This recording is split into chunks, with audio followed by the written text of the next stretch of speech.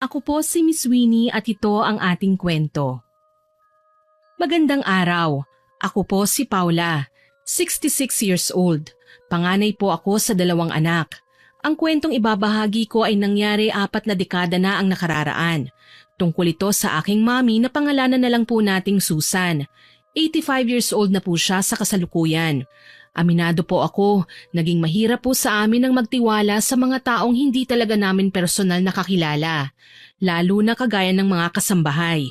Hindi ko naman sila nilalahat, pero minalas kasi kami dati sa kasama sa bahay. Nasira ang pamilya namin nang sumama si daddy sa yaya ko noong sanggol pa lamang ako. Simula noon, hindi na talaga nakampante si mami kapag may mga kasambahay sa paligid. Palagi niyang iniisip na lahat ng mga nagtatrabaho sa amin may mga masasamang balak. Ito rin siguro yung dahilan kung bakit naging malupit siya sa mga kasambahay. Pati nga ako at ang nakababata kong kapatid na si Maki, madalas niyang mapagalitan. Ayaw na ayaw niyang nakikipaglapit ako sa kanila. Kaya ikaw, Paula, iwasan mo ang mga kasambahay, lalo na yung labandera natin. Aba, darating ang araw aabusuhin ka lang yan. Kahit kailan, hindi siya magiging magandang halimbawa sa'yo. Si Maki, pagsabihan mo rin. Hindi ko alam kung anong gayuma ang pinalamon sa inyo ng babaeng yan at lapit kayo ng lapit sa kanya. Mi, mabait naman po ang labandera natin. Tsaka kung hindi tayo dapat na magtiwala sa kanya, bakit kumuha pa tayo ng mga taong tutulong sa atin sa mga gawaing bahay? Bakit hindi na lang po tayo? Huwag mo akong kino-question, Paula. Ang lola mo ang mapilit na maghanap ng kasambahay kasi nga raw mabilis kang magkasakit. Kapag nasa trabaho ako, masahol ka pa sa pinabayaan. Pati si Maki, kung ano-ano na lang ang pinagagagawa dito sa bahay. Nung huli kayong maabutan ng lola mo na wala pang nagbabantay sa inyo, naglaro ng apoy sa kusina ang kapatid mo. Di po ba dapat maging mabait naman tayo sa kanila kahit papano? Silang gumagawa ng mga bagay na nagpapagaan sa buhay natin. Tsaka 4 years old pa lang nun si Maki nang mahuli siyang naglalaro ng apoy. Binata na po siya ngayon. Kita nyo nga lagi na lang nagkukulong sa kwarto. Ang dami mo pa kasing sinasabi. Makinig ka na lang sa akin, pwede? Ayokong maulit pa ang nangyari noon na ipinagpalit ako ng ama mo sa isang hamak na muchacha. Matagal na po yun, Mi. Sabi mo nga sanggol pa ako nang mangyari yun Pwede ba mag-move on na po tayo? Ayoko po kasi na halos araw-araw na lang tayo nagkakagulo dahil sa matinding galit nyo sa kasambahay. Basta para sa akin okay sila. Wala silang ginagawang masama. At tupagin mo yung pag-aaral mo. Ayokong may makita akong bagsak na mga grado sa oras na magkapirmahan tayo ng report card. Sa halip ay wika niya sa akin. Minsan hindi ko po maintindihan kung ano ba talaga ang pinaguhugutan ni Mami ng galit. Kung ako ba o ang mga kasambahay namin, Miss Winnie. Paano po kasi kapag pinag-uusapan na namin ng tungkol sa mga kasambahay, palagi na lang nag-overreact si Mami. Para bang masahol pa sa pangaagaw ng asawa ang naging atraso ng mga ito sa kanya. Pinakamalupit niyang nagawa sa isa sa aming mga kasama sa bahay ay ang pasuin ng plancha ang mga hita nito. Galing ako sa school nung araw na yun at maaga akong nakauwi sa bahay. Nakagawian ko ng makipagkwentuhan sa isa naming mga kasambahay, yung sinasabi kong labandera. Siya ang halos malapit ang edad sa akin kaya mas madalas ko siyang matawag kesa sa iba. Sa kanya lang kasi ko relate na relate Pareho kaming walang ama at pareho kaming palaging may napupunas sa paligid. Yun nga lang nang hapong yun ay siya ang napuna ko pagkalapit ko sa kusina. Umiiyak ang babae, nanginginig, nag-aalala akong lumapit sa kanya. Lara, anong nangyari sa'yo? Mi, anong kaguluhan ba ito? Ba't hindi mo tanungin ang muchacha na yan? Tutal mahilig naman siyang magsumbong sa'yo Siguro nga lahat ng kagagahan niya, naidrama na yata niya sa'yo. Punyeta! Ano bang pinagsasasabi mo, Mami? Huwag naman po kayong ganyan. Natatakot na sa inyo si Lara, Kung may problema, kausapin niyo ng maayos. Yang magaling nating kasambahay, anak. Tatanga-tanga. Alam mo bang sinunog niya ang uniform mo? Sa pagkakataong ito, nagsalita na ang labandera naming si Lara. Ipinaalam niya sa akin na hindi raw niya sinasadya ang pagkasunog ng school uniform ko. Nagpaplansya siya ng utusan ni Mami. Nangako pa raw ang nanay ko na siya na ang magbabantay ng ginagawa ni Lara pero nagulat ang labandera ng pagbalik niya sa kwarto, sunog na ang damit. Gigil na hinarap ni Mami si Lara. Gaga ka ba? Sa tingin mo ako ang nagsunog? Bakit kanina? Hindi mo sinabi sa akin yan. Malakas lang ang loob mo kapag narito ang anak ko. Mami, awat na. Maliit na bagay lang yan. Napakarami ko namang uniform dyan. Naku Paula, sana lang talaga. Wag na wag kang tatraydorin ng babaeng yan. Masyado kang atribida, pati kasambahay kinakampihan mo. Sino ba talagang kadugo mo ha? Mami, ang sinasabi ko lang po, kung nagkamali man si Lara, hindi natin siya kailangan saktan at pagalitan ng sobra. Pwede naman natin siyang kausapin, hindi ba? Kahit na, kaya nga nagiging abusado ang mga babaeng kagaya niya eh. Dahil kinakampihan mo, hinahayaan mo na magkamali at hindi binabago. Galit na nagmarcha si Mami at iniwan kami ni Lara. Ewan ko ba, naaawa ako sa kaibigan ko kaya tinanong ko siya kung ayos lang ba siya. Napaigik si Lara nang mahawakan ko ang kanyang hita. Nagdududang tinanong ko siya kung ano ang nangyari at bago pa man siya makapagsalita, hinawi ko na ang maid's uniform niya. Napasinghap ako nang makita ang tatak ng paso ng plancha sa kanyang balat. Nagsisimula na itong lumobo kaya ganun na lang ang pagkatakot ko. Diyos ko, anong nangyari sa hita mo, Lara? Bakit parang lumobo at may tubig sa loob? Diyos ko, halika baka ma-impeksyon yan. Ano ba kasi ang nangyari? Teka lang, magsabi ka nga sa akin ng totoo. Si Mami ba ang may gawa nito? Ay naku, bakit hindi mo to sinumbong habang narito siya kanina? Hindi na pwede sa akin ito eh. Pang-aabuso na talaga to. Humikbilang si Lara dahil sa aking mga sinabi. Nakiusap pa siya na kung pwede, huwag ko nang mabanggit kay Mami ang mga ginawa ng nanay ko sa kanya. Naiintindihan ko naman si Lara eh. Natatakot lang siya na baka mapagbuntunan na naman ang galit ni Mami. Ipinaliwanag ko kay Lara na palagi namang galit si Mami. Wala nang bago ron. Alam ko naman na halos lahat ng mga kakilala ko, ninang, mga kaibigan o maski iba pa naming mga kamag-anak ay alam din ang ugaling ito ni Mami. Pero hindi kasi pwede sa akin ang ganito eh. Hindi talaga pwede. Awang-awa ako sa sinapit ni Lara sa kamay ni Mami noon. Para sa akin, hindi na makatarungan ang kanyang ginagawa. Literal na inaabuso ang mga taong wala namang ginawa kundi ang magtrabaho ng maayos. Maging ang kapatid kong si Maki, sinumbong sa akin ang kasuklam-suklam na ginawa ng aming ina sa aking kaibigan. Ate, may sasabihin po sana ako sa iyo. Importante. Bakit? Ano ba yon? Huwag mo na sana tong mabanggit kay Mami. Kasi baka pagalitan niya ako. Nakita ko siya kanina. Pinaso ng plancha ang hita ni Ate Lara. Hindi ko nga alam kung anong nangyayari sa nanay natin eh. Habang tumatagal, nagiging bayolente. Sinubukan ko siyang awatin kanina. Kaso lang, ang sabi niya, huwag ako makikialam at ako naman ang babanatan niya. Natatakot ako sa kanya, ate. Baka kung ano na naman ang gawin niya sa akin. Hayaan mo at kakausapin ko si Mami. Hindi habang buhay ganito siya sa mga empleyado niya. Kawawa naman si Lara. Aminado ko na minsan nagiging matigas lang ang ulo ko kapag nag-aaway kami ni Mami. Ayokong nakikita siyang nananakit ng tao, lalo na ng mga kaibigan ko. Magaan kasi ang kamay niya sa kanila. Kaya naman may mga pagkakataon na mas pinipili kong manatili sa bahay kesa pumasok para lang maprotektahan ang aking mga kaibigan. Nang mga sumunod na araw, napansin kong balisa si Mami. Ilang beses siyang palakad-lakad sa sala kaya nagtaka na ako sa kanya. Mami, anong nangyayari sa'yo? Ang kwintas ko anak, nawawala. Ha? Sino naman pong kukuha nun? Tayo lang naman ang narito. Kailangan kong mahanap yon anak.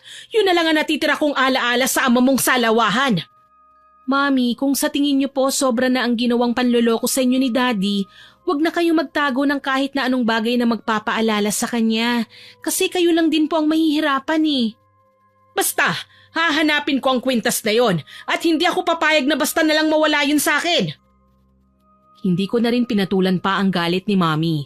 Siguro natagpuan na rin niya ang kwintas kasi nanahimik na rin siya at hindi na ito hinanap pa. Isang araw, kakaiba ang ngisi ni Mami habang pasulyap-sulyap kay Lara. Nag-away talaga kami noon para lang maipagamot ko ang butihin naming kasambahay. Mabuti na lang, pinagtakpan pa siya ni Lara nang magtanong ang doktor kung bakit tila sinadya ang pagkakapatong ng plancha sa kanyang hita. Napansin ni Mami na nakatingin ako sa kanya. Napakunot noo kagad siya. Oh, hindi ka naka-uniform. Hindi ka ba papasok? Hindi nga po muna, Mi. Dito lang ako sa bahay, kasama kayo. Bakit naman? Natatakot ka na saktan ko ulit ang kaibigan mo? Mami, Huwag kang mag-alala, Iha. Hindi ko nasasaktan si Lara. Alam mo namang ayokong magkaroon ng hindi pagkakaunawaan sa bahay na ito. Kaya ikaw, Lara, bati na tayo, ha? Huwag kang mag-alala. Bilang pasasalamat ko sa pakikipagkaibigan mo sa anak ko, dadagdagan ko ang sweldo mo. baka kung ano na naman po yan ha, Mami. Tama na po. Maging mabuti na tayo sa kasambahay natin. Alam niyo, mabait naman po si Lara eh. Lahat ng kailangan ko sa school inaasikaso niya. Tangulang ang sinagot sa akin ni Lara noon. Alam kong madalas siyang mapagbuntunan ni Mami ng galit sa hindi malamang dahilan. Pero umaasa naman ako na magiging okay din sila balang araw. Maayos namang magtrabaho ang mga kasambahay namin lalo na kapag nabibigyan ng maayos na instructions. Sabi na lamang ni Lara na wala siyang tanim na sama ng loob sa mami ko at nagpapasalamat pa nga sa dinagdag na sweldo sa kanya ni Mami. Napangiti naman ang ina ko sa mga sinabi ni Lara. Mabuti naman kung ganon. Ayos na tayo, Lara, ha? Ayokong sasama sa akin ang loob ng anak ko. O paano, Paula, Iha? Pumasok ka na sa eskwela. Huwag mo nang alalahanin pa si Lara. Ako nang bahala sa kanya. Sigurado po ba kayo, Mami? Oo naman. Bakit? Wala ka bang tiwala sa akin? Meron naman po. Nanay ko po kayo eh. Wala akong nagawa noon, Miss Winnie. Oo nga at nasa wastong edad na ako, nagagawa kong pagsabihan si Mami. Kaso lang hindi ko siya magawang suwayin. Hindi ko rin alam na may mga bagay palang sadyang hindi ko kontrolado. Kung alam ko lang sana na may mangyayari palang hindi maganda, hindi na talaga ako umalis pa.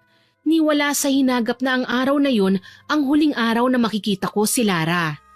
Umuwi ako kinahapunan na tahimik ang bahay. Yun ang usual na nangyayari sa aming tahanan kapag umuwi ako galing sa university. Si Maki na homeschooled naman nagkukulong sa kwarto. Sakitin kasi ang kapatid ko at hindi pwedeng ma-expose ng matagal sa labas. Si Mami baka nasa kwarto din at nagpapaganda kagaya ng kanyang nakagawian. At ang iba pa naming kasambahay naman nasa kani-kanilang trabaho. Dumiretso ako sa kusina kung saan madalas na maglagi si Lara. Nagtaka ako nang hindi ko siya nakita ron. Sa halip ang aking ina at si Maki ang nadatnan ko na ikinagulat ko. Hay anak, ang aga mo yata ngayon ah. Wala po kaming pasok sa last subject eh. Nasaan po pala si Lara? Si ate po nasa... Umuwi sa probinsya si Lara. Hindi ba, Maki? Umuwi siya kaninang tanghali? Tama po si Mami ate. Umuwi si ate Lara kanina. Bakit biglaan naman po yata? Ang sabi niya uuwi siya para asikasuhin ang mga kakailanganin na gamot ng kanyang ina. Emergency yun, kaya hindi ko na siya pinigilan. Napakurap ako sa sinabi ni Mami. Siguro naman totoo ang sinabi niya. Isa pa ayoko naman palagi na lang siyang pagdudahan, lalo na't hindi lingid sa aking kaalaman ang tungkol sa karamdaman ng nanay ng aking kaibigan. Lumipas ang ilang araw, hindi pa rin bumabalik si Lara. Gayunpaman, nanatiling balisa ako sa hindi ko maipaliwanag na dahilan. Tuwing 12:00 ng hating gabi, may naririnig akong ingay mula sa kung saang sulok ng aming bahay. Ingay ng hinihilang kadena. Para bang sa mga oras na yun lang nagagawang mag-ingay dahil tahimik na at kaagad siyang napapansin. Kapag susubukan ko namang i-check kung ano yun, wala akong nahahanap. Nagtagal din yun ng mga ilang gabi at tansya ko mga 1 buwan din. Ni wala akong ideya na sa simula pa lang, binibigyan ako ni Maki ng clue sa kung ano ba talaga ang nangyayari. Sa tuwing lalapit kasi siya sa akin, marahil ay nais lang makipag-usap o kung ano man ang kailangan niya, biglang dumarating naman si Mami. Aalis naman kagad si Maki at magkukulong sa kanyang kwarto. Mas lalo tuloy akong nagdududa sa kung ano ba talaga ang gustong sabihin sa akin ng kapatid ko. Hanggang sa isang araw... Mami, bakit mo po ginawa yun? Wala siyang kasalanan sa'yo. Bakit mo siya sinaktan? Bakit mo siya kinulong? Tumahimik ka, Maki! Gusto mong marinig tayo ng ate mo, ha? Maawa ka naman sa kanya, Mami. Kalunos-lunos na ang kalagayan niya. Wala po ba kayong konsensya? Patay na nga, hindi ba? Ba't dadalhin pa sa ospital? Gusto mo ba makulong ako, ha? Tandaan nyo, kung wala ako, magugutom kayong dalawa ng ate mo. Mami, hindi mo po siya dapat ginanyan. Puwisit naman, oo. Sinabi ko na nga tumahimik ka, di ba? Talagang matigas ang ulo mo? Gusto mo bang masaktan? O baka naman nangangarap kang ikaw naman ang ilagay ko dyan, ha? Leche ka. Iyak lang ang sinagot ni Maki. Mahina lang naman ang boses nila pero madali kong malaman kung nagtatalo ang dalawa o hindi. Tuloy walang ingay akong bumangon at nagtungo sa may kusina. Naabutan ko silang nagkukumahog at bakas ang sindak sa mukha ni Maki nang makita niya ako. Bago pa man siya makapagsalita, nilapitan ko na sila na ikinataranta naman ni Mami. Mabilis niyang nahablot ang may kalakihang lumang kumot at ipinambalot sa kung anong nakahandusay sa stockroom sa ilalim ng hagdan. Napalapit ako doon sabay tanong. Mami, ano yan? Wala anak. Patay na hayop lang. Pinapatay ko sa hardinero. Nakapasok eh. Ano nga po eksakto yan? Asong ulol nga. Bakit? Pakakagat kayo dyan kahit alam niyong may rabies? Mami, nagtatanong lang po ako ng maayos. Hindi niyo naman po kailangan magmukhang defensive eh. Ang kulit mo eh. Sinabi ko na nga na patay na aso. Tsaka bakit ba ang aga mong nagising?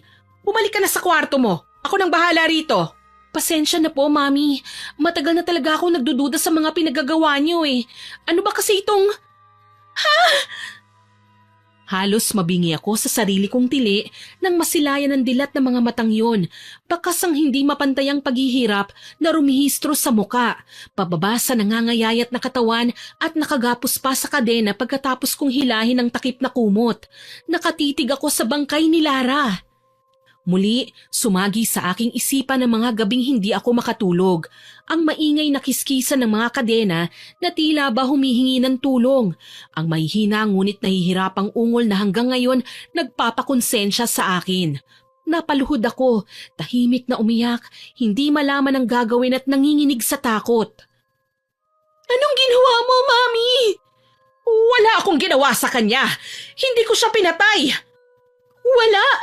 Ano ito, Mami? Sa ilang linggo na nagtatanong ako kung nasan si Lara, nagawa mong itago sa akin ito. Pinatay mo siya, Mami. Ikaw ang may kagagawa nito. Pwede ba?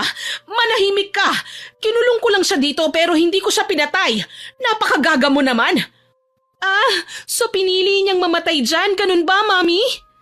Malamang, namatay siya sa sobrang gutom. Ilang linggo ko siyang hindi pinakain eh.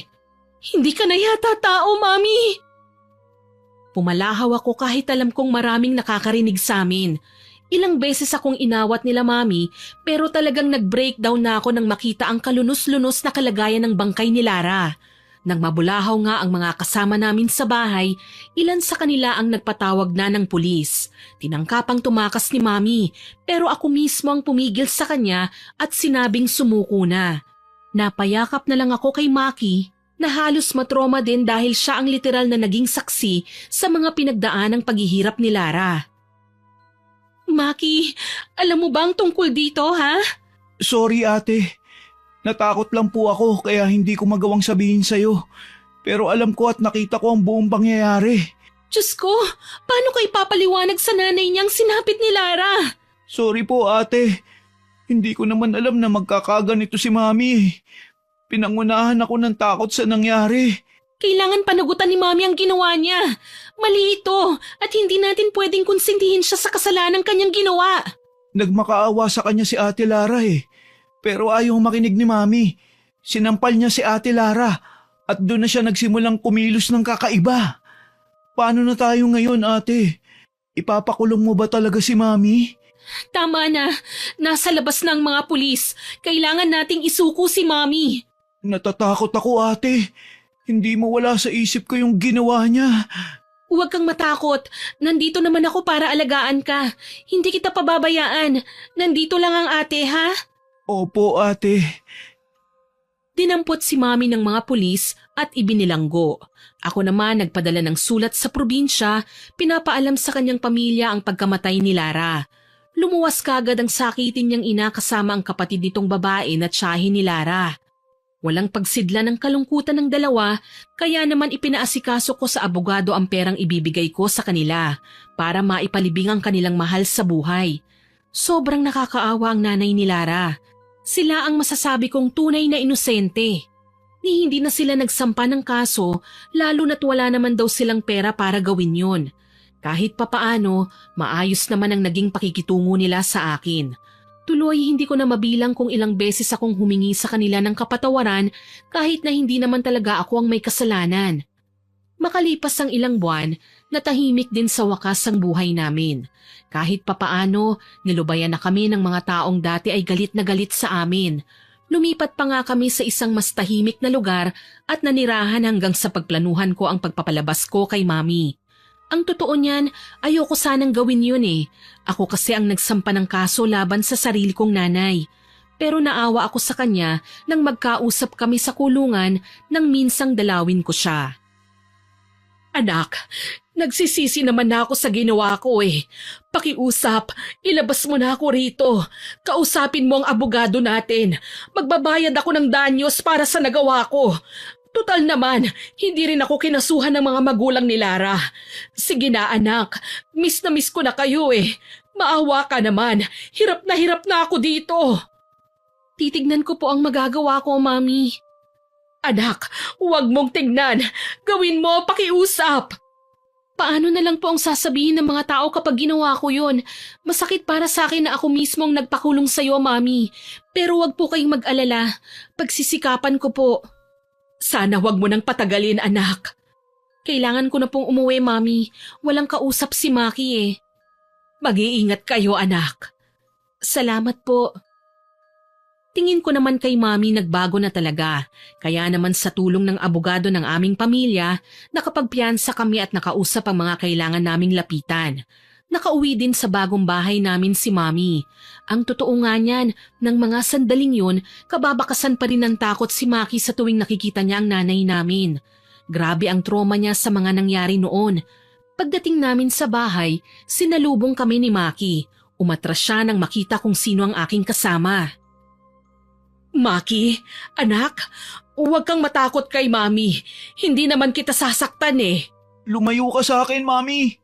Hanggang ngayon, hindi ko pa rin makalimutan ang ginawa mo. Maki, wag ka naman ganyan. Nagbago na si Mami. Bakit mo ba siya inuwi rito, ate? Paano kapag tayo naman ang sinaktan niya? Hindi ka dapat naniniwala sa mga pagmamakaawa niya. Maki, ang mabuti pa, iwanan mo na muna kami ni Mami ha. Mag-uusap lang kami. Please lang, ate. Huwag kang makampante. Simula nang gawin ni Mami ang krimen na yun, hindi ko na siya kinilalang ina. Anak! Hayaan mo na muna, Mami. Bigyan natin siya ng space. Alam ko pong gustong-gusto mo siyang kausapin, pero hindi pa niya kasi kayang mag-adjust eh. Ayos lang anak. Naiintindihan ko naman kung bakit nagkaganyan ang kapatid mo. Sobra akong nabulag sa maling paniniwala ko noon. Napakunot ang noo ko nang maupo si Mami sa sofa. Pinagmasdan ng picture frame kung saan nakapost kaming tatlo. Kuha yon sa isang simbahan sa Maynila na minsan naming pinasyalan noon. Maliliit pa kami ng kapatid ko noon. Maluhaluhang kinuha ito ni Mami at niyakap. Ako naman, tahimik na naupo sa isa pang sofa sa tapat ng kinauupuan niya. Nakikiramdam, hindi nagsasalita. Maya-maya pa, tumikhim si Mami, naghahanda sa pagsasalita. Bagong kasal kami noon nang tanggapin ng asawa ko si Feli bilang aming kasambahay. Maganda si Feli, mas bata at magaling makisama. Naiinggit nga ako noon eh kasi marami siyang kaibigan. Pero ako, kinatatakutan ng aking mga kakilala. Iniiwasan nila ako at kung minsan, nakakahiyaan pa nila akong lapitan. Bakit kailangan mo pong kainggitan si Feli, Mami? Eh hindi ba kasambahay niyo naman po siya? Pwede niyo naman siyang kaibiganin. Ginawa ko na yan, pero hindi pala sa lahat ng pagkakataon mapagkakatiwalaan ng isang kaibigan, anak. Nagsimulang maging miserable ang buhay ko bilang asawa nang matuklasan kong nagkakamabutihan si Feli at ang aking asawa, ang daddy mo. Ano? Ginawang kabit ni Daddy si Feli? Tama ka, anak. Kaya nalungkot ako. Nagkasakit, pero walang nag-alaga sa akin. Maski nung ipinanganak kita, naging miserable ang kalagayan natin dahil pati ikaw naging sakitin din. Sorry po, Mami. Hindi ko po alam na may ganun kayong pinagdaanan noon. Alam kong mahirap ipaliwanag, anak. Pero wag mo sanang isipin na hindi kita mahal dahil simula nang dumating ka sa buhay ko, ikaw na ang naging gabay ko. Ikwento mo pa, Mami. Nalungkot ako noon, anak, dahil pinagsabay kami ng daddy mo. Pareho kaming binuntis ng kabit niya. Lantaran niya akong niloko. Kung minsan nagre-reyna-reynahan si Feli sa bahay, pero nagtiis ako. Nagbulag-bulagan ako sa lahat at hindi na pinansin pa ang mga ginagawa nila. Buntis na ako kay Maki nang magpasyang daddy mo na iwanan tayo. May 2 anak na rin kasi sila ni Feli. Ibinukod niya ng bahay ang 2 bastarda niyang anak, mga kapatid mo sa labas.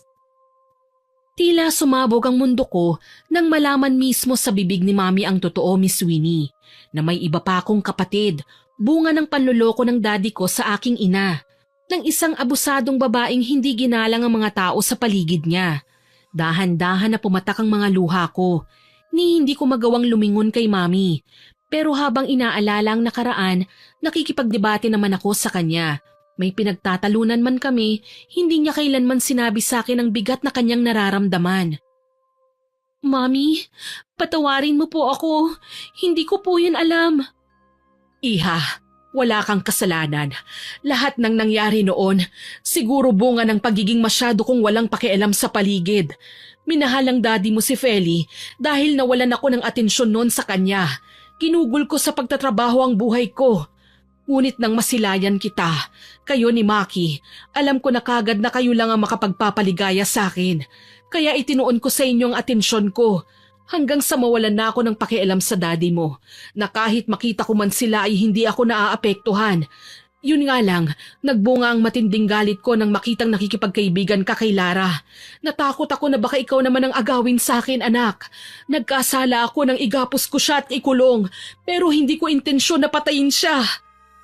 Nangyari na po yun, Mami. Huwag na po nating balikan pa. Alam kong hindi niyo po kagustuhan ganun ang maging resulta. Hindi ko alam kung paano magsisimula, anak. Nahihiya ako sa inyo.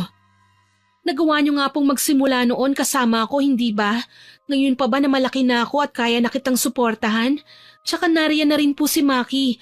Alam ko pong kalaunan matatanggap ka rin niya. Sana nga, anak. Tumatanda na ako. Ano man ang nagawa ko noon, manatili na lang nakatago sa aking mga kakalimutang alaala. Napangiti ako sa sinabi ni Mami. Alam kong magbabagong buhay na siya at mas magaan ito para sa akin dahil wala na akong ibang iisipin pa. Nagpatuloy kami sa pagkukwentuhan. Maging si Maki ay napag-usapan pa namin. Makalipas ang ilang araw, nagawa naman naming unti-unti nang ibalik sa dati ang buhay namin. Graduating na ako at may nakaabang nang mapapasukan sa isang bangko. Dahil naging abala ako sa eskwela, madalas gabi na ako makauwi. Kinausap ko si Mami kung okay lang ba na mag-hire kami ulit ng kasambahay. Kahit 2 lang para may makasama sila habang wala ako. Kahit kusinera lang at labandera. Sabi naman ni Mami okay lang dahil parte na rin yun ng pagbabagong buhay namin. Kaya naghanap ako sa agency. Isang babaeng nagngangalang Lisette ang pinadala para maging bago naming labandera at tagalinis ng bahay. Isang stay out na kasambahay. Ibig sabihin, mula alas 7 ng umaga hanggang alas 7 din ng gabi ang trabaho niya tapos uuwi na sa bahay niya. Bago pumasok, kinausap ko muna ang babae. Madali lang naman ang trabaho kung makakabisado mo kagad, Lisette. Tsaka kung pwede, huwag ka nang aakyat sa taas kasi kaya ko namang linisin ang mga kwarto namin. Dito ka na lang sa sala at sa kusina. Opo, ma'am. Gagawin ko po. Ma'am, ang sabi po sa agency, mag-ina po ang magiging amo ko. Kayo lang po ba mag-isa ang nandito? Oo. Palaging busy si Mami . Hayaan mo na lang siya sa taas.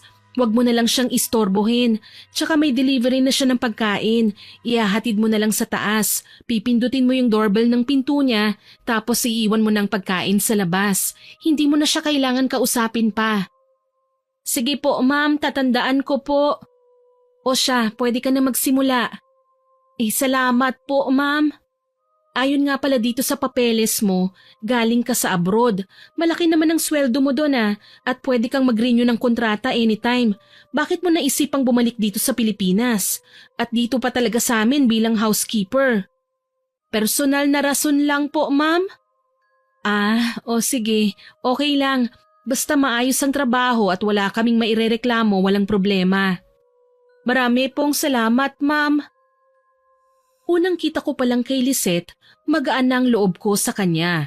May kahawig siya sa totoo lang. Hindi ko lang maalala kung sino, lalo na at marami akong nakakasalumuha sa araw-araw. Pansin ko rin, pala kaibigan si Lisette. Meron siyang punto na parang taga-probinsya. Pero minsan kapansin-pansin na hindi naman talaga siya Bisaya. Para bang may kinukubli siya. Madali naman niyang nakagaanan ng loob ang kapatid kong si Maki.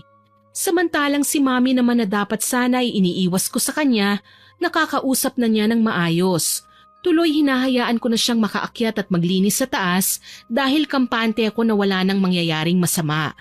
Tunay na ipinakita nga ni Mami ang kanyang sagad na pagbabago. Nang minsang dalhin ko siya sa doktor at ipa-check up kung ano ba talaga ang nararamdaman niya nung gawin niya ang bagay na yun kay Lara, nalaman kong may mental health problems si Mommy. Hindi pa naman daw malala, pero posibleng matrigger kapag may mga nakikita siyang ginagawa namin na nagpapaalala sa kanyang nakaraan. Kagaya na lang ng pakikipagkaibigan ko kay Lara noon. Kaso lang ngayon, iniiwasan ko na talaga si Lisette. Professional na talaga ang ugaling pinapakita ko sa kanya. Hanggat maaari, hindi ako makikipaglapit masyado para wag matrigger ang sakit ni Mami. Nagtagumpay naman ako sa parting yun. Ayun nga lang, hindi ko alam na may mas mahirap pa palang pagsubok kaming susuungin. Madalas kong makita si Lisette na pinagmamasdan si Mami. Tahimik lang naman ang babae. Gayunpaman, hindi ako mapakali, kaya naisip kong tanungin sa kanya ang bagay na yon. Matanong ko lang, Lisette, bakit palagi kang nakatingin kay Mami? Halata po ba, ma'am? Oo, sobra. Huwag mo naman masyadong titigan. Mamaya malusaw ang nanay ko. Pasensya na po, ma'am. Nagagandahan lang po talaga ako sa nanay nyo. Salamat. Alam mo, totoo yung sinasabi mo eh. Dati kasi, kinukuhang reyna sa mga paligsahan si Mami. Palagi siyang nananalo. Ay, sikat pala ang mami nyo, ma'am, no? Oo, dati yon. Kaso iniwan niya ang kasikatan para lang sa asawa niya, sa daddy ko. Yun nga lang, iniwan naman siya. Ipinagpalit sa kasambahay ang mami ko. Tumangu-tangu si Lisette na animoy naiintindihan ng lahat. Maya-maya pa, kinuha na niya ang labada. Maglalabas siya at magsisimula ng libutin ang buong bahay. Kaso lang tila ba may mga bagay pa siyang nais na itanong sa akin, kaya naman nahinto ulit ang kanyang paglalakad at humarap sa akin. Salamat po pala sa pagtanggap mo sa akin, ma'am. Magagawa ko ng lahat ng gusto ko. Ha? Ano? Ang sabi ko po, ma'am, magagawa ko na pong lahat ng gusto ko kasi malapit na ako sa pamilya ko. May sahod ako mula sa inyo tapos magagawa ko pang umuwi kada hapon. Hindi na po ako mamumroblema sa pagdalaw sa pamilya ko na inuuwian ko araw-araw. Ganun ba? Walang anuman. O siya, ikaw na ang bahala ha. Huwag mo lang pabayaan sina Mami at Maki. May bonus ka sa akin. Baka nga dagdagan ko pang sweldo mo sa hinaharap eh. Nagpaalam ako kina Mami noong umagang yun. Huling araw na ng pagpapasa ng thesis at magsisimula na kami sa graduation practice kaya sobrang busy ko na mula araw hanggang gabi. Hindi nagtagal, madalas kong nakakasalubong si Lisette na late nang umuwi mula sa bahay. 9:00 na, hindi ba't hanggang 7:00 ka lang? Pasensya na po, ma'am. Ayaw kasi akong paalisin ni Ma'am Susan. Masama raw po ang pakiramdam niya. Talaga ba? Pinainom mo ba si Mami ng gamot? Ay upo, kanina pa nga po ako 8:00 dapat nakauwi. Kaso lang po pati si Maki ayaw po akong pauwiin. Ang dami niya pong ikinikwento sa akin na hindi ko maintindihan. Kinabahan na po ako kaya hindi ko na siya magawang iwan. Ganun ba? Ano kayang nangyari sa mga yun? O siya, umuwi ka na at gabi na. Delikado sa daan, huwag ka nang magtagal. Ay sige po ma'am, salamat po. Pagdating ko sa bahay, nadatnan ko si Mami sa sofa. Nakatalukbong ng makapal na kumot. Dali-dali ko siyang nilapitan at nagmano. Mi, mukhang may sinat ka. Oo nga anak masama ang pakiramdam ko. Para akong pinukpok sa ulo kahit wala naman. Nakainom na po ba kayo ng gamot? Oo anak, inasikaso ko ni Lisette kanina. Mabuti naman po kung ganon. Akala ko hahayaan niya kayo dito Ay nako, hindi anak. Maalaga si Lisette. Sobrang bait at maaalalahanin. Nakukonsensya nga ako eh. Alam mo ba ngayon ko lang napagtanto, kamukha niya si Lara? Namutla ako sa sinabi ni Mami. Kamukha ni Lara si Lisette. Medyo may pagkakahawig nga. Tama nga ako nang sabihin ko sa aking sarili na pamilyar ang mukha niya nung una ko siyang makita. Dito na kumabog ng sobra ang aking dibdib. Huwag naman sanang may mangyaring masama. Hindi malayong may koneksyon si Lisette sa yumaong si Lara, lalo na at sa dami talaga ng tao sa agency na pinagkukuhanan ng kasambahay ay siya pa talaga ang napunta sa amin. Tuloy nagpatulong ako sa ilang kakilala para malaman kung sino ba talaga si Lisette. Lihim ko siyang pinaimbestigahan. Alam ko po na may kasalanan noon ng mami ko, Miss Winnie. Pero pinagsisihan at pinagbayaran niya na yon sa kulungan, kahit sa maikling panahon lang. Alam ko rin naman po na talagang nagbago na siya, kasi kahit sa lola ko ay hindi na siya nakikipagtalo. Ayoko din namang may mangyaring masama sa kanila, lalo na kay Maki. Maging ang nakababata kong kapatid, tinatanong ko rin, para may makuha kong ideya kahit papano. Wala ka bang napapansing kakaiba kay Lisette kapag nandito siya sa bahay natin, Maki? Makwento si Ate Lisette, Ate Paula. Palagi niyang sinasabi sa akin na may namayapa daw siyang kapatid. Matagal silang hindi nagkita. Bata pa raw siya nang isama ng amo niya sa abroad para doon manirahan dahil sa trabaho. Tapos ngayon lang daw siya talaga nakauwi sa kanila. Ilang taon din daw kasi ang kontrata niya doon eh. Hindi na siya bumalik nang malaman niyang patay na ang kapatid niya. Tapos may sakit pa ang nanay niya. Umuwi raw siya ng Pilipinas para maghiganti. Diyos ko, tama nga ang hinala ko. Bakit po ate? Simula sa araw na ito, hindi mo na papapasukin si Lisette sa bahay natin, ha? Ha? Bakit naman po ate? Anong problema? Malinaw na sa akin na nagpunta dito si Lisette para maghigante, Maki. Siya ang ate ni Lara. Siya ang kapatid natin sa labas. Ano po? Totoo ba? May kapatid tayo sa labas? Ate, saka matagal nang pinagbayaran ni Mami ang kasalanan niya. Bakit maghihiganti pa si Ate Lisette? Maki, may mental health problem ang mami natin. May parte ng nakaraan niya ang nahihirapan siyang kalimutan. Yun ang nag-trigger sa kanya para makagawa ng masama. Kaya nga nandito tayong mga anak niya para wag hayaang mangyari ang bagay na yun eh. Pero ate... Maki, simula ba nang dumating si mami dito sa bahay, narinig mo pa ba siyang nakasinghal? Hindi na po ate. Nararamdaman ko din kasi na umiiwas siya sa akin eh. Ganito, Maki, ang nararamdaman mong yan ang pinagdadaanan din ni Mami. Yung taong kinamumuhian niya noon ang naaalala niya kaya siya nakakagawa ng pagkakamali. Kaya sana intindihin natin siya. Hindi kasi naging madali ang buhay niya noon eh. Hindi natin siya dapat katakutan. Nagtatampo kasi ako sa kanya ate. Hanggang ngayon, masama pa ang loob ko sa kanya. Pareho naman tayong nasinghalan ni Mami, hindi ba? Pero hindi ako nagtanim ng sama ng loob sa kanya. Para kasi sa akin, malaking bagay na yung nagbago na siya at nangako ng aalagaan tayo, hindi ba? Hindi kagad sumagot sa sinabi ko si Maki. Ganun pa man, napaluha siya sa bayuko. Tila napagtanto niya ang kanyang mga nasabi. Walang imik na hinila ko siya at niyakap. Alam kong mahirap pa para ipaintindi sa kanya ang sitwasyon. Pero habang lumalaki naman siya ay mabilis siyang natututo at umaasa ako na magiging maayos ang kalagayan namin ngayon. Huwag kang mag-alala ate. Gagawin ko po ang makakaya ko. Makausap ko lang si Mami ng masinsinan. Hihingi din po ako ng sorry sa kanya. Salamat, Bunso. Natuwa na lang ako nang makitang kinakausap na ni Maki ang aming ina ng mga sumunod na araw. Halata pa sa kanyang muka ang pagkakailang pero nakikita ko naman na lumalapit siya. Sa katunayan, napangiti ako nang makita ang aktwal na paglapit ni Maki kay Mami habang nakaupo siya sa balkonahe sa labas. Mami, totoo po bang magbabagong buhay na kayo? Anak, Hindi nyo naman po kailangan itanggi, Mami. Masaya nga po ako kung gagawin niyo yun eh. Ayoko na din po kasi kayong makulong ulit. sa dami ng pinagdaanan ko sa mundo, hindi ko kayang idamay sa paghihiganti ko ang mga batang kagaya nyo. Yung nangyari kay Lara, hindi ko kagustuhan yun.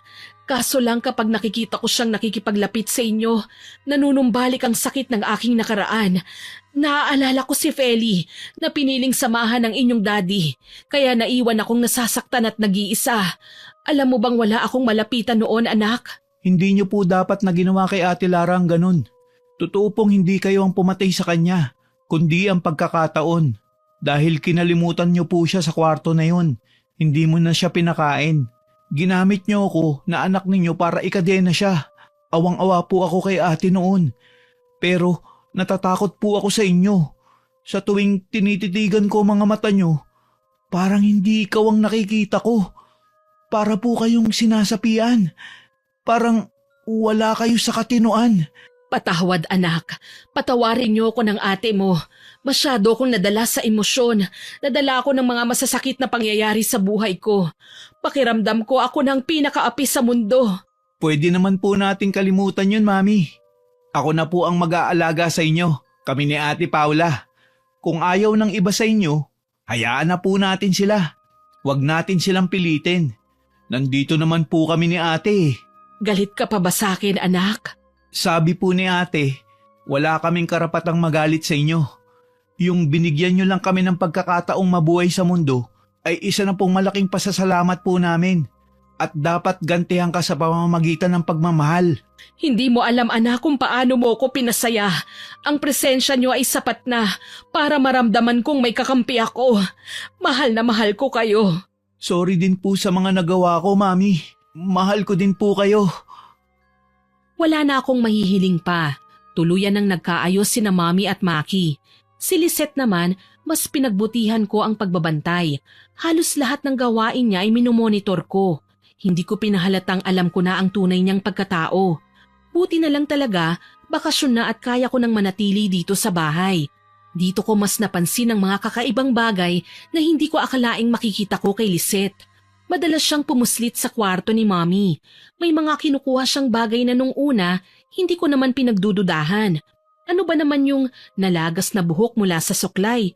O yung tissue na pinagpunasan niya ng muka at kung ano-ano pa? Hindi ko alam na maghahatid pala yun sa amin ng nakakakilabot na karanasan laban sa mga mambabarang. Nagising kami isang umaga na naririnig ang sigaw at nahihirapan na ungol ni Mommy. Wala si Lisette noon, day off niya kasi linggo. Nag-aalalang nilapitan ko si Mommy na noon ay nakahiga lang sa kama niya. Mommy, ano pong nangyari? Masakit ang ulo ko, anak. Parang mabibiyak. Teka lang po, ikukuha ko kayo ng gamot. Bilisan mo, anak. Parang masusuka na kasi ko eh. Ate, ano pong nangyayari kay Mami? Masakit daw kasi ang ulo niya eh. Saglit lang ha. Bantayan mo si Mami ha. Pupunta lang ako sa kusina. Kukuha ko ng gamot. Opo. Nagtatakbo kong bumaba sa silong. Diretso sa kusina hanggang sa malapitan ko ang kinaroroonan ng medicine cabinet malapit sa lababo. Habang binubuksan ko yun ay natatanaw ko ang itsura ng kalsada sa labas ng bahay. Dito na ako napakunot noo. Nakita ko si Lisette, nakatayo lang at nakatanaw sa aming tahanan. Bumubuka-buka ang bibig niya na animoy may sinasabi pero hindi ko naman marinig. Napatalon na lang ako sa gulat nang mapasigaw si Maki na animoy natataranta kaya bumalik ako kagad sa itaas para ipainom ang gamot kay Mommy. Kaso lang, nagulat ako sa nadatnan. Ate, si Mami, nagkikisay. Tapos yung tenga at ilong niya, pati mata, nilalabasan na ng dugo. Ano? Ate, kailangan natin dalhin si Mami sa ospital. Sige, halika na. Umalis na tayo. Ako na po magsasara ng pinto. Nang makalabas kami ng bahay at maisakay sa kotse si Mommy, nilingon ko yung spot kung saan ko nakita si Lisette. Wala na siya ron. Kinilabutan ako. Kakaiba ang aura niya nang makita ko kanina. Parang papatay ng tao. Tuloy nagmamadali akong dinala sa ospital si Mommy. Habang nagmamaneho, inutusan ko pa si Maki na punasan ng ilong, mata at tenga niya. Inasikaso siya pagdating sa emergency, kaso lang, ilang minuto pa lang nang maipasok siya doon ay lumabas na kagad ang doktor at pinagmasdan kami ni Maki na tila ba may saltik kami sa ulo. Nagtaka naman akong nagtanong kung bakit at ano ang problema. Sinabi ng doktor na wala naman daw diferensya si Mommy. Walang palatandaang may nangyaring bleeding sa kanyang ulo o kung ano paman. Gulat na gulat kami ni Maki. Imposible naman yata ang sinasabi ng doktor. Bakit ganon? Walang sakit si Mami? Kitang-kita naman natin na nagdugo ang mga tenga niya, pati ilong at mata. Paanong okay lang siya? Hindi ko din alam ate. Pero halika, puntahan na natin si Mami. Mabuti pa nga. Ano pong balak mo ate? Iuuwi po ba natin si Mami? Wala tayong choice. Wala daw sakit si Mami eh. Baka lumipat na lang tayo ng ibang ospital para matignan sa ikalawang pagkakataon si Mami. Agaran naming pinuntahan sa emergency room si Mami. Nakita namin siyang nakaupo lang sa hospital bed. Tulala, para bang ngayon lang kumalma ang matinding sakit na kanyang nararamdaman. Nilapitan namin si Mami at sinubukang kumustahin. Mami, okay ka lang ba? Nagtataka lang ako anak. Sobrang sakit ng ulo ko kanina. Tapos ngayon basta na lang nawala.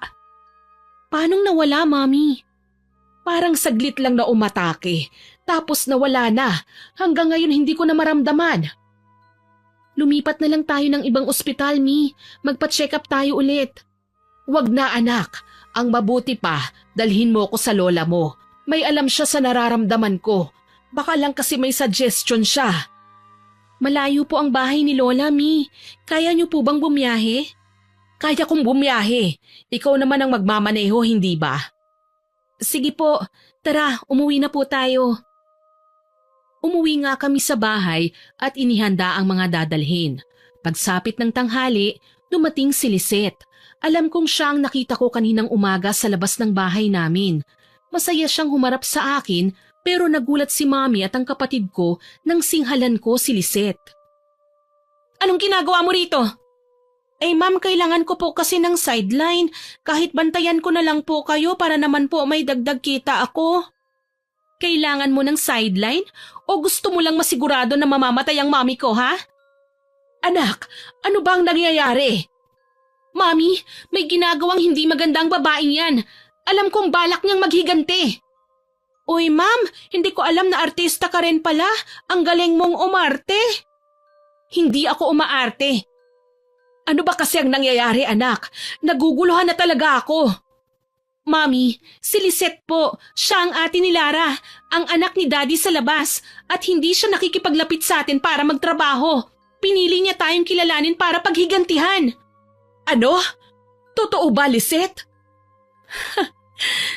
Hindi na nga ako magbabalat kayo pa. Nagulat ka ba, tanda? Ha? Akala mo siguro hindi ko kayo matutuntun, ano? Akala nyo malaya na kayo sa atraso nyo sa kapatid ko? Sa labis naming pagkagulat, suminghal din si Mami kay Lisette. Punong-puno ng galit ang kanyang muka.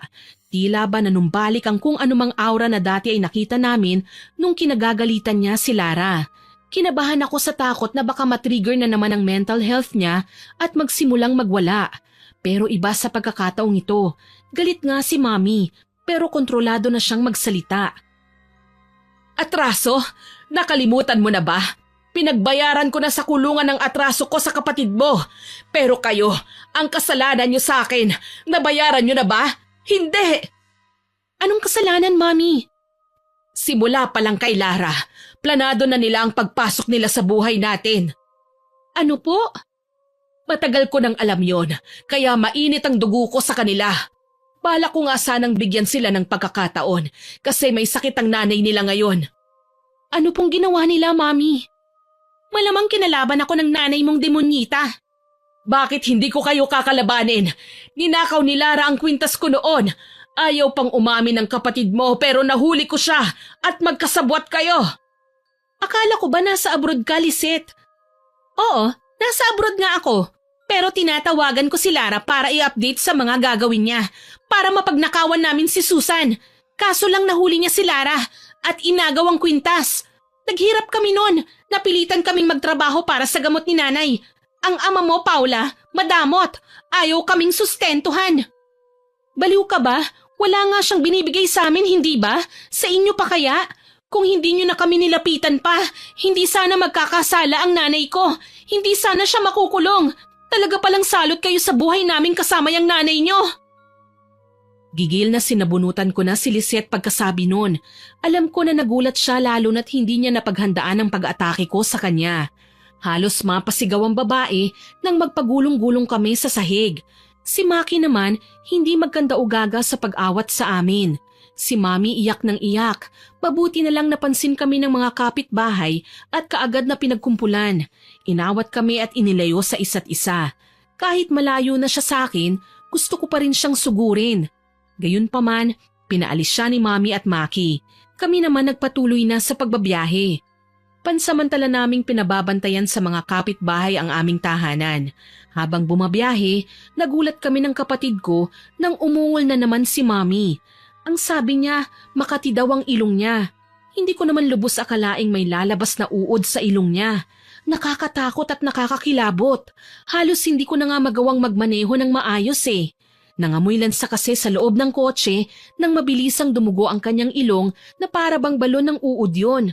Huminto kami sa isang tabi at inalalayan si Mami. Mangiyak-ngiyak na hindi malaman ang gagawin. Mga anak, huwag kayong matakot. Kapag nataranta kayo, mas lalong magiging delikado ang lagay ko. Bilis na, iuwi niyo na ako sa lola niyo. Nag-aalala lang po kami sa inyo, Mami. Baka po kasi hindi niyo nakayanin. Pwede po tayong dumaan na muna sa ospital. Hindi rin sila maniniwala sa nangyayari sa akin, anak. Lalong hindi kayo mapapakali kapag sinabi ko sa inyo kung ano sa tingin ko ang nangyayari sa akin. Basta, dalhin niyo na ako sa lola niyo. Alam niya ang gagawin. Matibay talaga ang desisyon ni Mami na dalhin namin siya sa bahay ni Lola. Kaya wala kaming nagawa kundi ang sang-ayunan na lamang siya. Mabilis akong nagmaneho hanggang sa makarating kagad kami sa harapan ng isang lumang bahay na disenyong pangkastila. Sa loob ng kalawang inggit, sinalubong kami ng katiwala ni Lola, si Mang Berting. Gulat na pinagmasdan niya si Mami na nanghihina at nagdurugo ang ilong. Kaagad niyang dinama ang noo nito. Nanlaki ang mga mata ni Mang Berting. Ma'am Susan, Diyos ko, pumasok muna kayo. Ano ba nangyari sa inyo? Si Mama Mang Berting. Nasa loob, Ma'am Susan. Hali kayo, pasok po. Magandang araw po, Mang Berting. Pasensya na po sa biglaan naming pagdating. Wala yun, Iha. Nag-aalala lang ako kay Ma'am Susan. Ano ba nangyari sa kanya? Iba kasi ang nakikita ko sa aking diwa. Hindi makapaniwalang pinagmasdan ko si Mang Berting.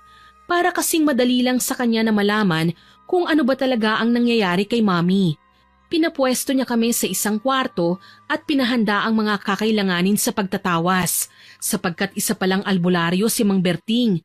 Nang mailabas na namin ang mga kailangang gamitin, umusal ng kakaibang dasal ang matanda, mga katagang hindi namin maintindihan. Ilang sandali pa, nagsindi siya ng kandila at ipinatak ang natunaw na kandila sa plangganang may lamang tubig at asin. Unti-unti, may nabubuong imahe sa tubig. Kinilabutan ako. Tunaw na kandila lang ang pinatak sa tubig pero nakikilala ko na kung sino ang imahe na lumabas mula roon. Si Lisette. Mang Berting, ano pong kinalaman ni Lisette sa nangyayari kay Mami? Barang. Ginagamit yun ng taong may malaking galit sa mami mo. Barang? Ibig sabihin, totoo ang gawain yan? Oo, Iha. Kahit ilang beses mo pa itong iwasan, kahit mag-ingat ka pa ng sobra, darating din talaga ang pagkakataon na malulusutan ka ng kahit na sinong nagbabalak ng masama sa'yo. Ang mga mambabarang, hindi natin sila napapansin. Palihim silang kumikilos, pero matindi ang hagupit. Nakakasindak at nakakatakot ang ibibigay niya sa kuna. Ang babaeng nabuo sa imahe ng tinunaw na kandila. Kilala ko siya. Siya po si Lisette. Siya ang aming kasambahay. Malaki ang galit niya sa mami mo, Iha. Gusto niyang gumanti dahil sa pumalpak niyang misyon at pagkawala ng kapatid niya. Mang Berting, bakit pa niya gagawin yon?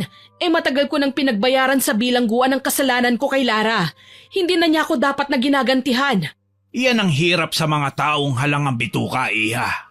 Matapang sila kasi may mga kakayahan silang gumamit ng mahikang itim. Ang nakalaban nyo ay pamilya ng mga bayarang mambabarang. Bayarang mambabarang?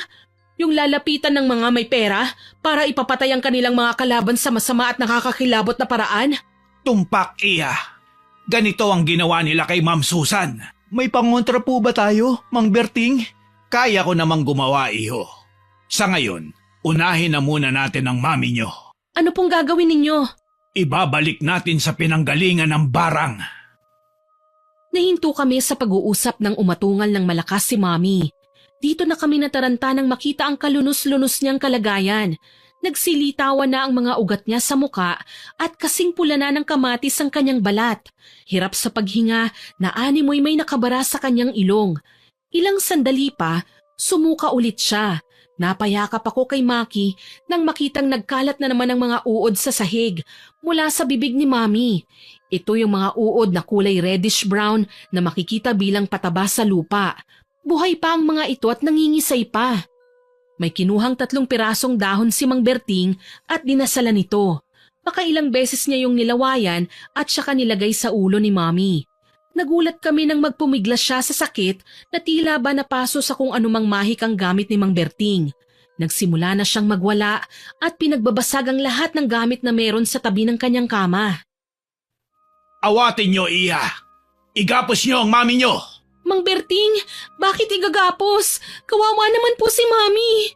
Iha, ang mga mambabarang ay maraming kayang gawin. Isa na dito ang pagsapi sa katawan ng taong binarang nila. Kapag nagawa nila yun, hindi na natin sila mapipigilan kapag may saktan siyang isa sa inyo. Kaya sundin nyo na lang ang utos ko nang magamot na natin si Ma'am. Ate, ito na lang muna ang itali natin kay Mami. Naaawa man ako sa kanya, pero totoo ang sinasabi ni Mang Berting. Tignan niyo po ang kanyang mata. Nag-iiba na ang kulay. Saka ang boses, nagbabago na rin. Napalingon ako kay Mami nang makita ang katotohanan sa sinabi ni Maki. Nagbabago ang boses niya sa bawat pagsigaw. Maya-maya pa, nanlilisik ang kanyang tingin. Halos hindi maipaliwanag ang galit na rumihistro sa kanyang muka. Hindi na kami nag-aksaya pa ng panahon. Kaagad naming iginapos si Mami. Humahalakhak siya habang niluluwa sa kama ang sandamakmak na uod na ni sa hinagap ay hindi ko pinangarap man lang na maranasan. Ano? Natakot ko ba kayo? Kulang pa yan! Kung sino ka mang nilalang ka, lubayan mo si Susan! Umalis ka na sa katawan niya! Anong aalis? Papatayin ko ang babaeng ito na gusto niyong iligtas. Hindi pa ako nakakapagsimula ng paghihiganti ko. Kailangan niyo magdusa! Magdusa? Dati na naming naranasan yun, Lisette. Nagagawa lang naming lagpasan dahil nagtutulungan kami. Ikaw, konsentidor kang ate. Nakalimutan mo na ba, babae? Kapatid mo rin kami. Iisa ang dumadaloy na dugo sa atin. Ang tatay mo ay tatay ko rin. Sa dugo lang tayo magkatulad, pero hindi ko kayo kikilalanin dahil ngayon pa lang nagpapakita na kayo ng kasamaan ng inyong ugali. Wala kang kwenta. Nagmana ka sa nanay mo. Pareho kayong mga walang ya, mga matataas ang tingin sa sarili. Ang sasama nyo. Wala kang karapatang husgahan ako dahil hindi ako masamang tao kagaya mo. Mga halangang kaluluwa nyo. Simula sa nanay nyo hanggang sa inyong mga anak, mga wala kayong awa. Kung ganon, isusunod na kita kay Susan pagkatapos ko sa kanya. Ikaw naman ang papatayin ko! Nagulat ako nang mangisay muli si Mami at muling manumbalik ang kulay ng kanyang balat. Hindi na rin mabalasik ang kanyang tingin, pero nakikita kong nangihina pa rin siya sa kanyang karamdaman. Sinimulan na siyang gamutin ni Mang Berting. Wala siyang hinto sa pag-usal ng ritual. Ako naman, nakapagdesisyon na. Haharapin ko si Lisette. Hindi pwedeng ganito na lang kami lagi. Total sabi nga niya, magkadugo kami. Umaasa akong maiintindihan nila na ang ginagawa ko ay ang pag-iwas lang sa sakuna na dapat ay mangyayari. Pagsapit muli ng umaga, nagpaalam ako sa albularyo at kay Lola. Mang Berting, kayo na po muna ni Lola ang bahala kay Mami ah. Huwag kayong mag-alala, babalik po ako. Kailangan ko lang tapusin ang sinimulan ni Lisette. Iya, kaunting payo lang. Alam kong hindi naging maganda ang buhay ninyong lahat dahil sa isang pagkakamali. Pero sana, huwag ninyong kakalimutan na tayo'y mga tao lamang na pansamantalang binigyan ng buhay ng Panginoon. Bigyan ninyo ng puwang ang kapatawaran sa mga puso ninyo. Hanggat maaari, magpakumbaba ka. Pareho lamang kayong naging biktima ng pagkakataon. Sana, sa pagbalik mo, maging maayos na ang lahat. Tatandaan ko po, Mang Berting. Maraming salamat po. Ate, sasama po ako sa inyo. Wag na, Maki. Masyadong delikado. Ate, Hindi rin ako magiging panatag kung maiiwan ako dito at malulunod sa pag-iisip kung ano na ang nangyari sa inyo. Hayaan mo na ako sumama, ate. Promise, kapag sinabi mo magtago ako, magtatago po ako. Maraming salamat, Maki. Kahit kailan, hindi kita pababayaan, ate. Ako lang ang lalaki sa pamilya natin kaya ipagtatanggol kita. Kaya susunod din ako sa kahit na anong sabihin mo. Niyakap ko ng mahigpit si Maki dahil sa kanyang sinabi. Sa totoo lang gusto ko pong umiyak. Napakarami kong naging pagkakamali noon kaya gusto kong bumawi kay Maki ngayon. Hindi ko nga alam kung naging mabuti ba akong ate. Tahimik akong nagmaneho pabalik sa aming tahanan. Sa pagkakaalam ko, sa malapit lang nakatira si Lisette. At sa pagtanong-tanong ko, natuntun ko din ang tahanan nila kahit papaano.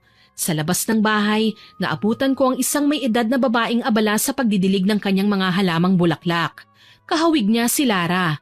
Ewan ko ba, sumikdo ang puso ko nang makita ko siya. Ate, kilala niyo po bang babaeng yan? Sa totoo lang hindi pa. Pero ewan ko ba, parang nasa kanyang kabaitan ni Lara. Sana po maging maayos na ang araw na ito, ate. Ayokong umalis baka ikaw naman ang manghina at maging halo. Sa totoo lang po natatakot ako eh. Pero dahil malakas ang loob mo, tatapangan ko na rin ang kalooban ko. Kailangan ko siyang makausap. Natigilan na ni Lisette ang ginagawa niya sa atin. Umaasa akong makikinig siya. Samahan na kita, ate, ha? Sige, basta wag kang lalayo sa akin, ha? Lumabas kami ng kotse at dahan-dahang naglakad papunta sa bahay na yun. Matalas din ang pakiramdam ng ginang dahil tumingin siya sa aming kinaroroonan nang mapansin niya ang presensya namin. Tinanong niya kami kung ano ang aming kailangan. Gayunpaman, kababakasan ng pagkamangha na may halong kalungkutan ang mukha ng ginang. Larawan ng pangungulila at matinding pagsisisi. Una niyang tinanong sa akin kung ako nga raw ba ang anak ng babaeng matagal na niyang hinahanap. Ang babaeng na agrabyado niya. Huminga ako ng malalim. Maya-maya, nagpakilala ako sa kanya. Kaso lang pagkatapos kong magpakilala, sumingit bigla si Lisette na lumabas galing sa loob ng bahay. Ako nga po ang anak ni Susan. Anong ginagawa mo rito, babae ka? Anong karapatan mong makipagkilala sa nanay ko? Panahon na para magkaalaman tayo, Lisette, kung ano ba talaga ang totoo at kung bakit kailangan mong barangin ang mami ko. Gulat na nagpalipat-lipat ng tingin sa amin si Aling Feli at hindi makapaniwalang huminto ito kay Lisette. Pansin ko, takot siya sa nanay niya. Napaatras siya habang pinagagalitan. Sabi pa ni Aling Feli na malaki ang kasalanan niya kay mami, kaya wala siyang karapatang maghiganti. Na matapos niyang magluksa sa pagkamatay ni Lara, si Lisette pa ang may kasalanan, na siya ang dapat sisihin. Pumatak ang luha ko nang humarap sa akin si Aling Feli at tinawag akong iha. Aniya, siya ang may kasalanan ng lahat. Ginamitan niya raw ng gayuma si Daddy kaya sumama sa kanya kahit nagsasama na sila ni Mommy. Nasilaw siya sa yaman at ganda ng buhay na meron ng aking ina kaya niya nagawa ang bagay na yon. Hindi ko po alam na kaya niyong manggayuma para lang makalamang sa kapwa. Bakit niyo po pinili ang ganong landas? Bakit kinailangan niyong gumawa ng mga bagay na literal na makakapagpasisi sa inyo sa huli? Ate, wag mo nang sabihin yan. Tumahimik ka! Ang drama mo! Hindi ka naman dapat na gumaganyan sa nanay ko! Sininghala ni Aling Feli si Lisette nang marinig niya ang sinabi sa akin. Ayon sa ginang, walang karapatan si Lisette na gawin ang mga bagay na ginawa niya ngayon. Nalaman niyang binarang ni Lisette si Mommy at nakita ko pa kung paano niya saktan si Lisette sa harapan ko. Umawat ako sa kanila. Sinabi ko sa kanila na hindi ako nagtanim ng galit kay Lisette kahit kailan. Ang sa akin lang, tanggalin nila ang kung anumang karamdamang nilagay ni Lisette kay Mommy. Nangako si Aling Feli na siya mismo ang gagawa nun. Bilang patunay, sumama siya sa amin sa kinaroroonan ni Mommy para bawiin ang barang na iginawad ni Lisette. Kinakabahan ako, ate. Ano kaya magiging reaksyon ni Mami kapag nakita niya si Aling Feli? Hindi ko alam, Maki. Umaasa ako na sana magkaayos sila. Walang kwentang buhay kung uubusin lang natin sa sama ng loob at galit. Tama ka, ate. Kaya ako, hindi na din ako magtatanim ng sama ng loob kay Mami. Hindi naging madali ang masaktan at itago lang ito ng mahabang panahon. Tama ka dyan, Maki. Maging masaya tayo sa lahat ng magagandang biyayang dumating sa buhay natin. Pagdating namin sa bahay ni Lola, sinalubong kami ni Mang Berting. Aniya nalapatan na niya ng lunas si Mami pero oras na umatake ang mambabarang ay babalik pa rin ito. Kampante ko namang ipinakita sa kanya si Aling Feli. Nalabis niyang ikinamangha. Nilapitan ko naman si Mami at pinakilala sa kanya ang kasama ko. Ewan ko ba, gusto kong maiyak na parang hindi habang pinagmamasdan si Aling Feli na lumapit kay Mami. Hinawakan ng kamay nito at saka umiyak na humihingi ng tawad. Naghagulgulan ng dalawang ginang. Maging kami ni Maki na nanonood lang, hindi na napigilan ang pagpatak ng mga luha.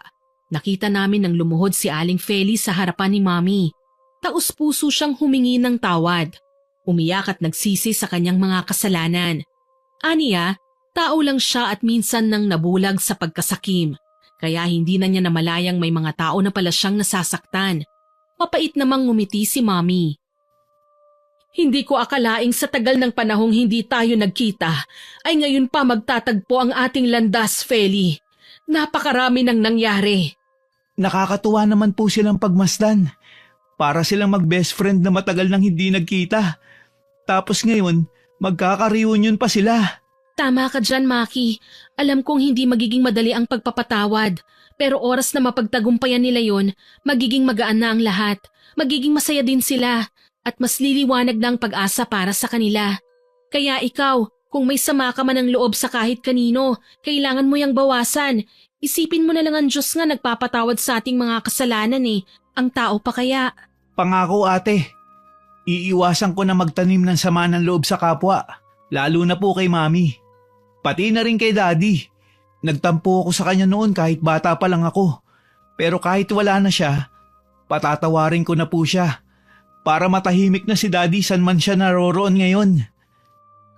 Muli naming nilingon si Mami at Aling Feli na noon ay masinsinang nag-uusap.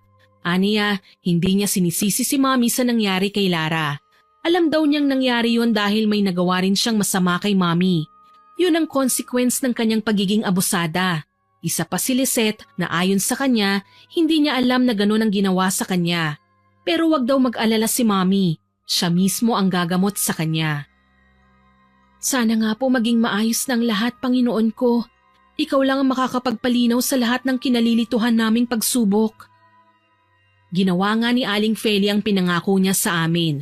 Ginamot niya si Mami. Tinanggal niya ang barang na nakadapo sa aking ina. Tuluyan na silang nagkaayos at nagkapatawaran. Ako naman bilang pasasalamat, nangakong hindi na makikipag-away pa sa aking half-sister. Sa parte naman ni Lisette, nangako ang babaeng hindi na niya babarangin pa ulit si Mami. Lalayo na siya sa amin at humingi rin siya ng tawad sa nagawa niya. Gayunpaman, wag daw kaming mag-expect na lalambot kagad ang puso niya sa akin. Hanggang ngayon hindi pa raw niya matanggap na wala na ang paborito niyang kapatid kaya naiintindihan ko siya. Mas naging maayos naman ang pagsasamahan namin ng kapatid kong si Maki. Masaya po ako para sa'yo ate. Kumpleto na ang misyon mo. Napatawad mo na si Aling Feli at si Ate Lisette na half-sister pala natin.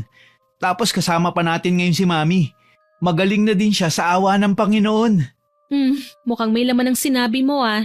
Hindi naman po sa ganun ate. Naiinggit lang po kasi ako sa inyo. Kasi nagagawa mong magpatawad ng ganun kadali. Teka lang, hindi mo naman kailangan mainggit eh. Alam kong si Daddy ang gusto mong bigyan ng linaw. Bakit hindi natin siya puntahan at kausapin? Nahihiya ako ate. Ano naman po ang sasabihin ko? Baka biglang bumangon pa siya sa nicho at multuin tayo. Hindi mangyayari yon, uy. Ikaw talaga, ang dami mong alam. Ano, dalawin natin siya sa puntod niya? Salamat sa pagpapalakas mo ng loob ate. Malaking bagay po ito para sa akin. Sige po, handa na akong kausapin si Daddy. Ano ka ba? Wala namang ibang magtutulungan kundi tayo lang, hindi ba? Kaya wag mong alalahanin yun, ha? Ang swerte ko po at naging ate kita. Mas maswerte ko kasi naging kapatid kita. Mahal na mahal ko kayo ni Mami. Nagpunta nga kami ni Maki sa sementeryo. Nagdala kami ng kandila at bulaklak, nag-alay ng dasal at kaunting mga pagkaing hilig niya noong nabubuhay pa siya. Alam mo, ngayong nasa langit na si Dad, alam na niya kung gaano niya tayo kamahal. Biktima lang din si Dad noon. Hindi ba ginayuma siya kaya nawala sa puso niya si Mami? At least binigyan niya tayo ng pagkakataong mabuhay at makita ang ganda ng mundo. Tama ka dyan, ate. Saka nandyan naman kayo ni Mami para sa akin. Siyempre, hindi ko kayo pababayaan, no? Mahal ko kaya kayo. Palagi kong sinasabi kay Maki na walang permanente sa mundo. Lahat nawawala. Kagaya na lamang ng karamdaman ni Mami na tuluyan na ngang gumaling. Ngunit pagkatapos nun, pumanaw naman si Aling Feli. Hindi na kinaya ng katawan niya ang karamdaman. Nagpunta kami sa lamay at nakipaglibing. Nagkita kami ni Lisette na nakapag-asawa na pala at kaswal na tanguhan lang ang naganap. Ni walang seryosong pinag-usapan. Pinati naman kami ng kanyang naging asawa at kinausap. Kahit papano, wala nang sama ng loob sa amin si Lisette. Nahihiya lang daw siya sa mga ginawa niya noon kaya hindi gaanong makalapit, sabi ng kanyang asawa. Naiintindihan ko naman ang aking half-sister. Isa pa, alam kong kailangan niya ng space para makapag-isip kaya hindi na rin namin siya kinulit noon. Makalipas ang ilang taon, naging matagumpay ng doktor si Maki. Ako naman ay CEO ng aming family business at nagpapasalamat ako dahil patuloy ito sa paglago hanggang sa ngayon. Sa kasalukuyan, tinitrain ko ang 2 anak ko para pumalit sa akin sa pwesto bago ako tuluyan ng magretiro. Pa-relax-relax na lang at pa-travel-travel. Masaya ang buhay, maraming pagsubok pero malalampasan mo ang lahat kung lalaban tayo ng patas. Magaan na ang loob ko, Miss Winnie. Marami man ang nangyari, nang ibabaw pa rin sa amin ang pagmamahalan at pagkakapatawaran. Hanggang dito na lamang po. More power po sa inyong channel at God bless. Sana po ay nagustuhan niyo ang aking ibinahaging kwento. Pero bago ko po tapusin ito, hindi ito makukumpleto ng walang shoutout sa masusugid nating listeners. Shoutout po kina Ma'am Elizabeth Pamintuan at sa mga anak niyang si Lay Galvez at Mary. Kay Annabel Ibanez, kay Marilyn Gadin from Japan na nag-comment po sa matapang na chismosa upload na lagi daw po siyang nakikinig sa kwento natin at natutuwa siya dahil may pagka-comedy daw po ang kwentong ito. Salamat po at nagustuhan niyo, ma'am. Kay Grail Benito from UAE, kay Maeng Vlog from South Cotabato, sa Team Gaminil Francisco at sa asawa niyang si Jeremy Saranillo, kay Mommy Kay Enzania from Bataan, kay Ma'am Tina Dekit na nagsabing ang gagaling daw po ng nagsisiganap sa ating kwento. Nako, salamat po.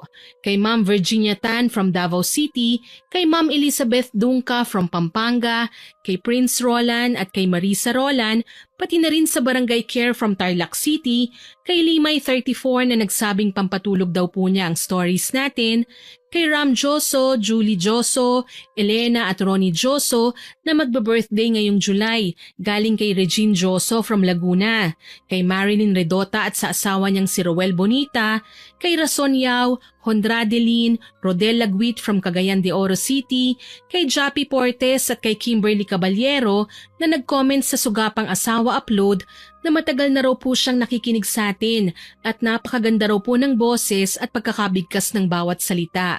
Nakakatanggal din daw po ng stress ang pakikinig nila. Salamat po sa inyo at sa mga nagtatrabaho sa Baller Garments sa Las Piñas. Salamat po sa inyong lahat na nag-comment at nakinig. Abangan niyo po sana ang mga susunod kong upload. Muli, ako po si Miss Winnie na nagpapasalamat sa inyong pakikinig.